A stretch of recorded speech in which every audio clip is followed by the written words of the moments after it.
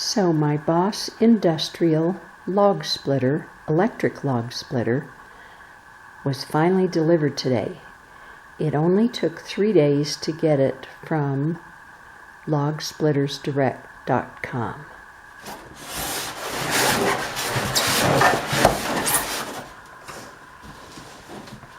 Okay.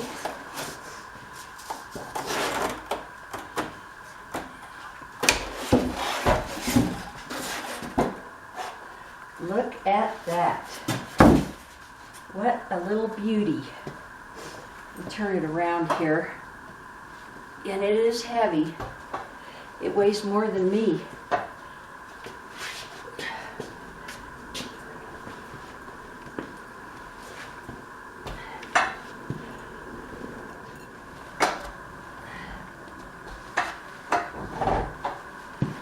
Nice and solid.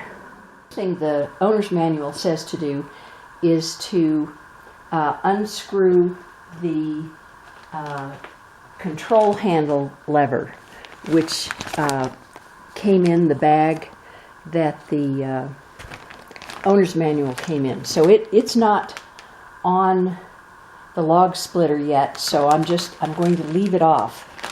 And then you use the lift handle to stand this is the lift handle, to stand it upright on the wheels. You're not supposed to stand it up and rest it on the floor or the ground on this shield.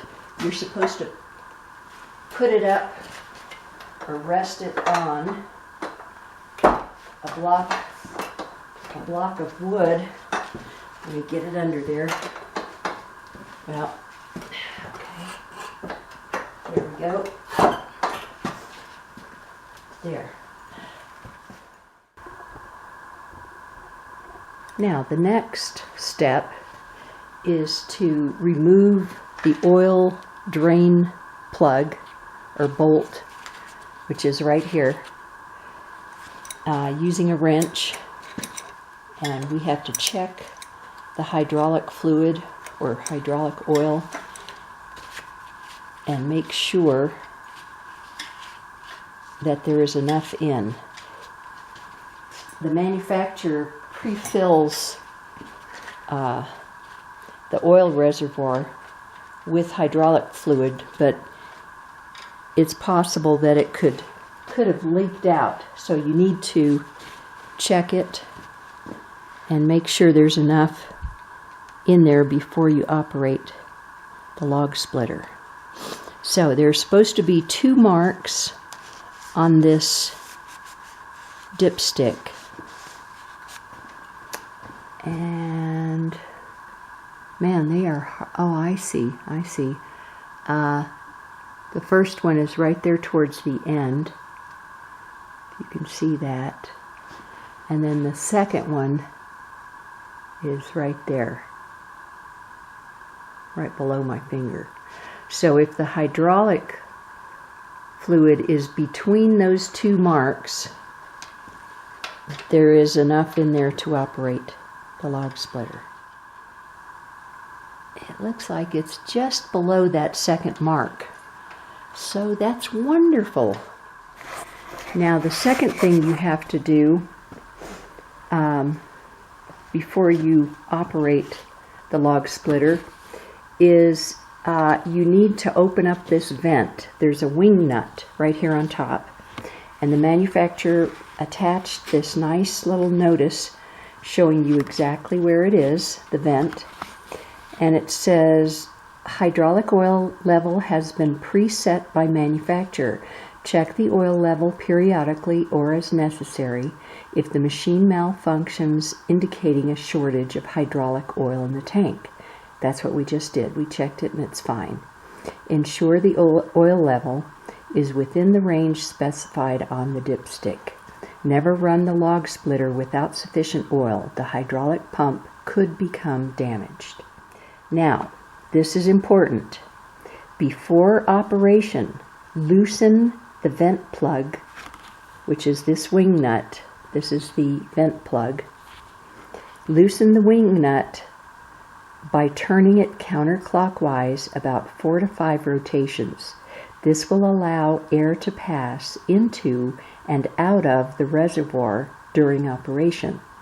Failure to loosen the vent plug will cause pressure to build up in the reservoir, which could damage seals and affect normal operation. Retighten the vent plug after every use, and do not move the log splitter without retightening the vent plug. Now the next thing I have to do is put together the stand that the log splitter sits on, and make sure that everything on the packing list was included in your package. So the first step in putting it on the stand is to lift the wood splitter onto a work table so that both the front and the back end is hanging over.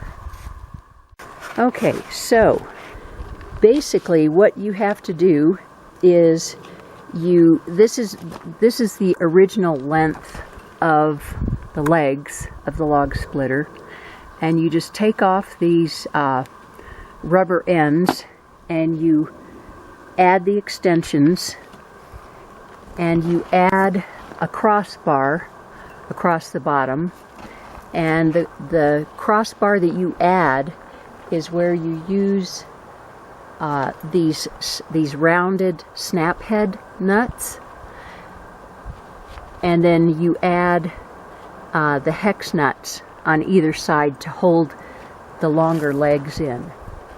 On the other end, the back end, you're going to take the wheels off, which originally were right here, and when you remove the axle rod from those wheels, that becomes an extra part. You no longer need this rod, so it's an extra piece. However, you will be using the washer and the nut on either end to reattach the wheels once you put the longer rod on that comes in the stand package.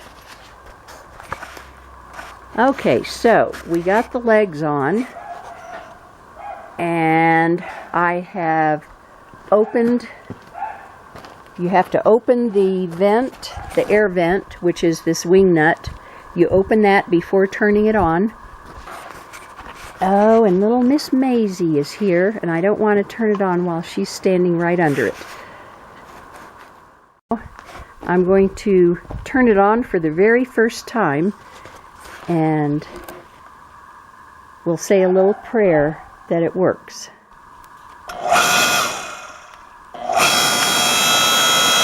Oh, it's nice and quiet.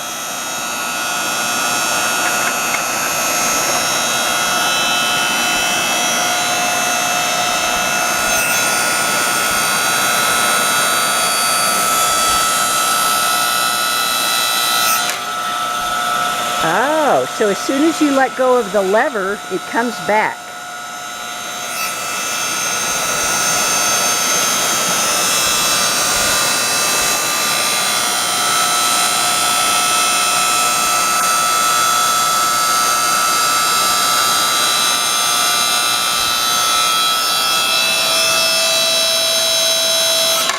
That's as far as the pusher goes in. So that's 2. I'm going to run it a couple more times. First log.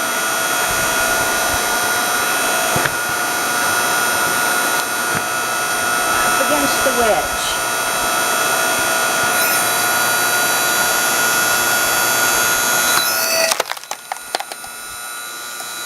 Nice.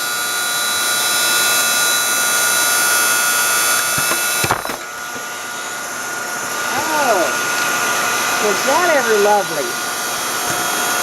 And you're never supposed to hold the log on the ends.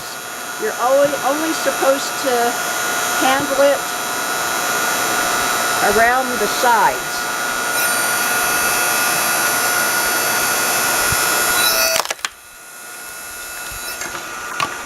that lovely? Now we know where to put the wagon.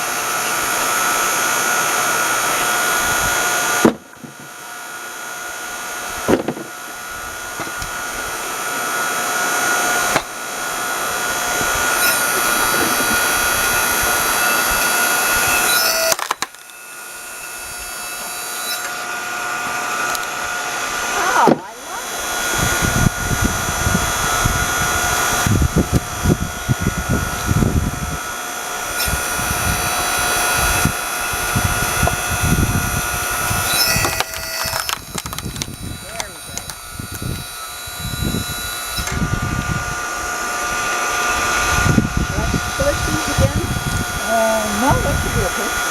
Do that one.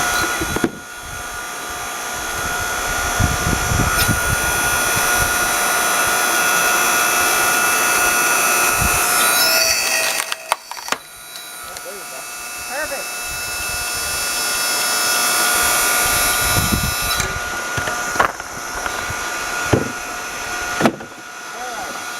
Yeah, big boat. I've got to try this one.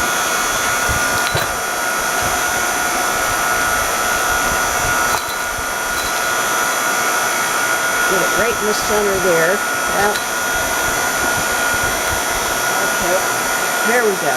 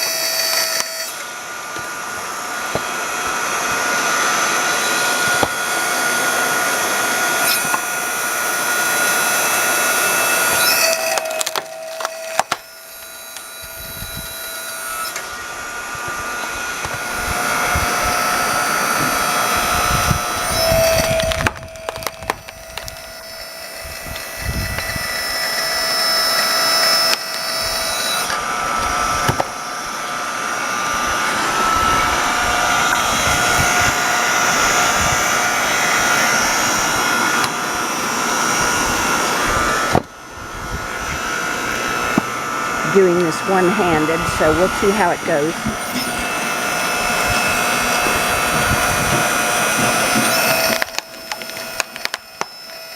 There we go.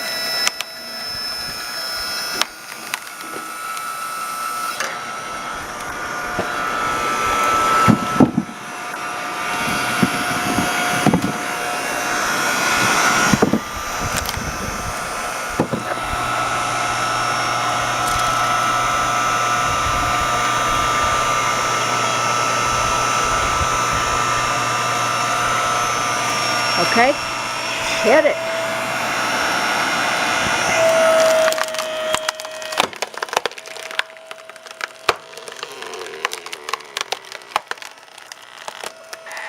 Another stringy one.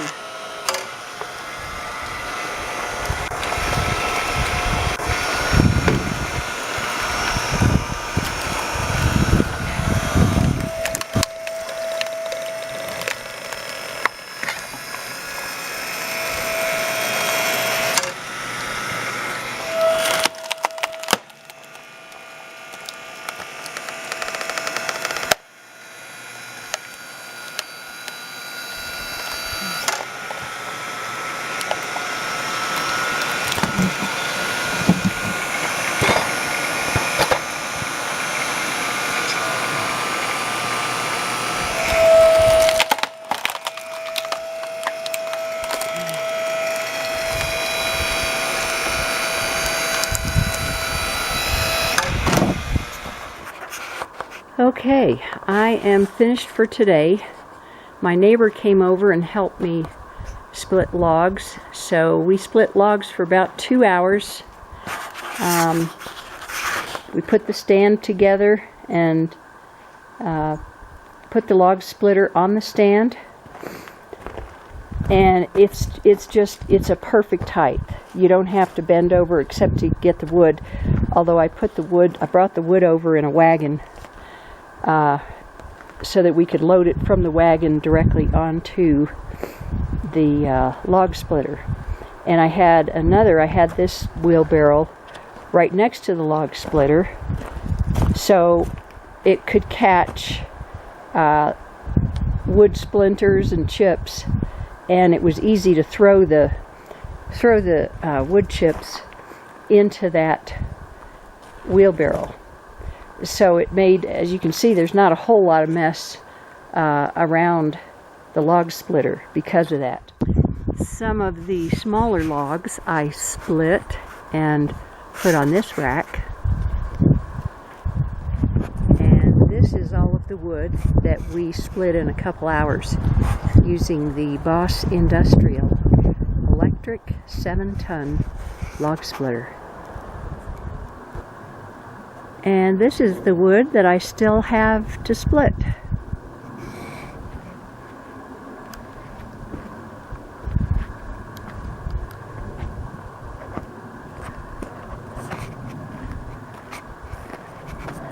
I'm going to be busy.